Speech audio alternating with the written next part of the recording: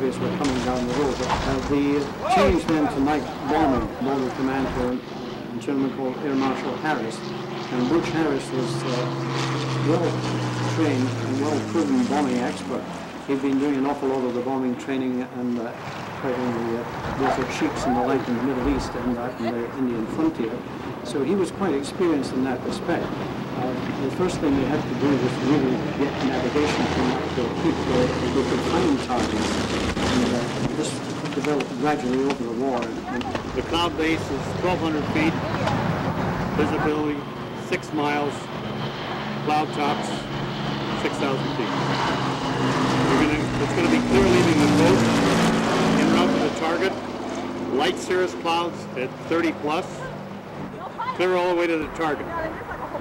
You're going to have the usual haze and smoke over the rear, and it's easy to pick out, as the group leader said. He's not a heavy group leader. I wouldn't refer to him. He said it's easy to pick out the railway station by the bridge beyond the cathedral. On the way back, clear skies. Look for fighters. Protect your 6. On return, bases will be scattered clouds, ceiling 5,000 feet, visibility 10 miles. Good luck. On takeoff, you know, the planes take off every 30 seconds and they just disappear into the fall. You don't see them every 30 seconds. And there's about 7,000 to 8,000 feet of cloud cover that we have to climb through. So just try to picture about a maximum effort mission with 2,000 planes taking off from all over England, just going through this cloud cover. It takes about 7 minutes to go through it.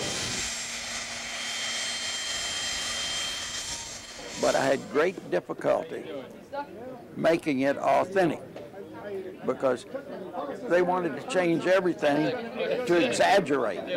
It didn't need any exaggeration. But here was one of the key things to me. In the back of this book, the book was finished. I had edited it, I guess, 10 times and made changes. And in the final analysis, they had the book ready to go to print, and they were not going to put in something that I considered very important, because if you read some of the things in here, you would say, who in the world ever heard of a sergeant being in command of officers? And so I said, those orders have got to be in there because nobody in service would ever believe that. But back in the early days of War II, it happened. I said, okay, my contract says unless I approve the book, it won't be published. And they said, oh, it's too costly, we can't do it. And I said, well, then you can talk to Mr. F. Lee Bailey because he'll be calling you in a few minutes as soon as I let him know. And so they put the orders in the back of the book instead of wherever it ought to have been in the text. But there it is, in command.